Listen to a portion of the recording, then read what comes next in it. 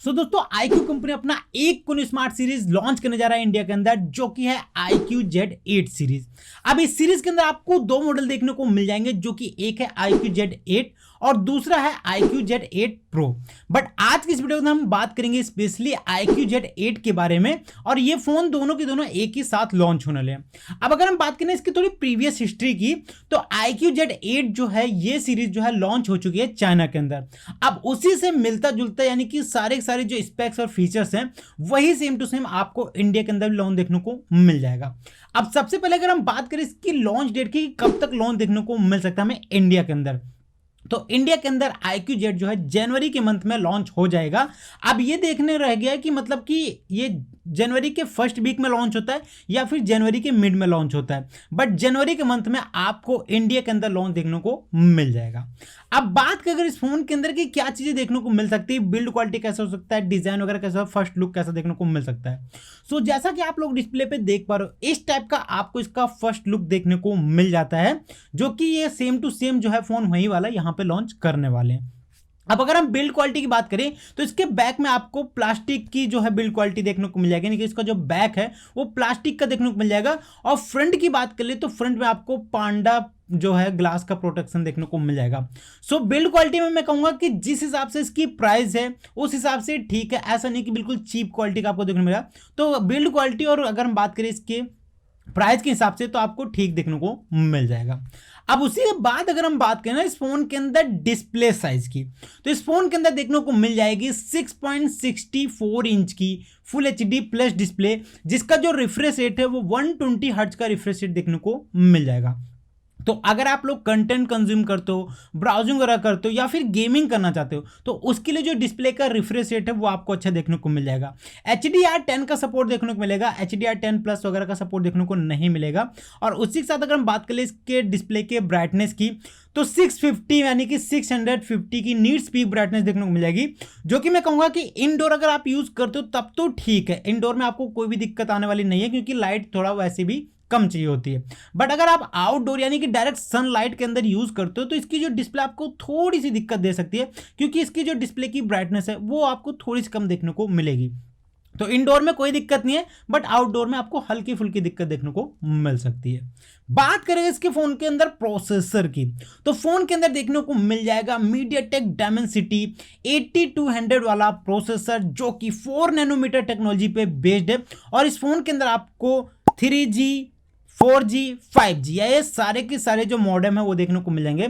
तो आप इस पे आराम से 5G भी यूज आराम से कर सकते हो, कोई भी दिक्कत आपको देखने को नहीं मिलेगी फोन के अंदर। अब फोन के अंदर अगर हम बात करें इसके वेरिएंट की, तो फोन के अंदर आपको दो वेरिएंट देखने को मिलेंगे इंडिया के अंदर, जो कि पहला वेरिएंट है वो है 8GB RAM plus 256GB storage, और जो दूसरा वेरिएंट है वो है 12GB RAM plus 512GB storage.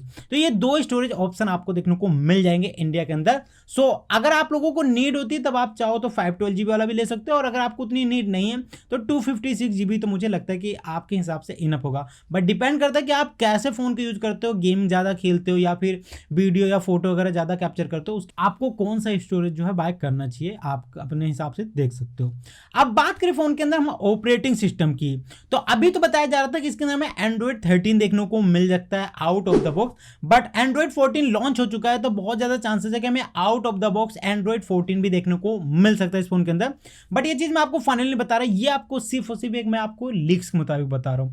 अब बात करें ना इस फोन के हम इसके कैमरे की, तो फोन के रियर में आपको डुअल कैमरा सेटअप देखने को मिल जाएगा, जो कि जिसका प्राइमरी कैमरा है वो 64 मेगापिक्सल का देखने को मिल जाएगा। उसी के साथ जो सेकंड कैमरा है वो यूजलेस है, जो कि 2 मेगापिक्सल का डेप्थ सेंसर कैमरा देखने को मिल जाएगा।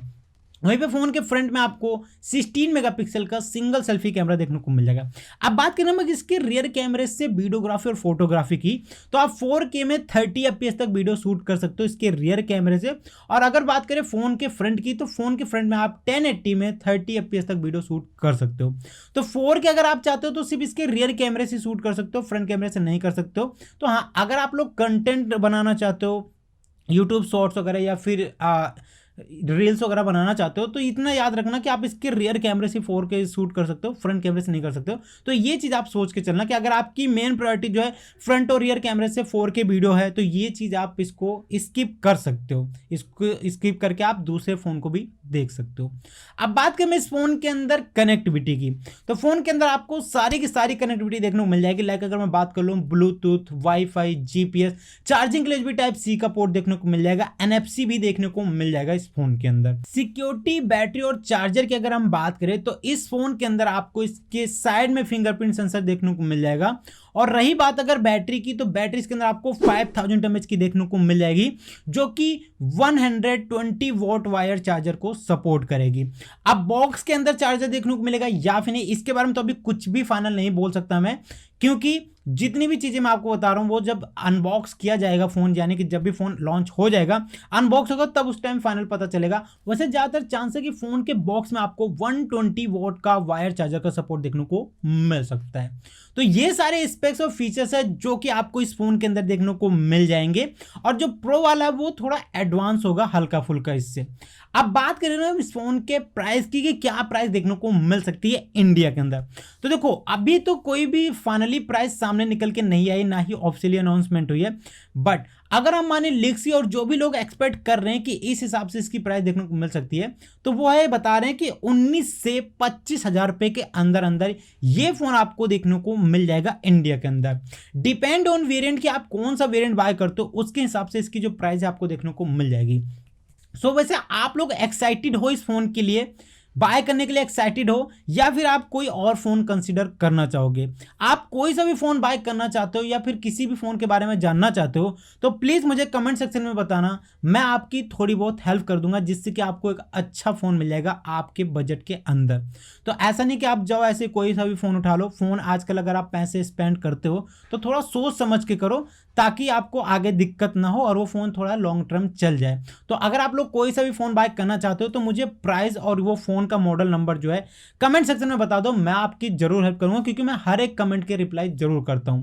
और जिसका भी मतलब 1 से लेके 5 तक जो पहले कमेंट होंगे, 1 से 5 तक, मैं उनको हार्ड जरूर रिप्लाई करूंगा। तो प्लीज फटाफट कमेंट करना। और यार प्लीज चैनल को भी सब्सक्राइब कर लिया करो, क्योंकि आप लोग वीडियो देखते हो बट चैनल को सब्सक्राइब नहीं करते हो। तो प्लीज चैनल को भी सब्सक्राइब कर लेना, और वीडियो पसंद आए तो वीडियो को लाइक शेयर भी जरूर कर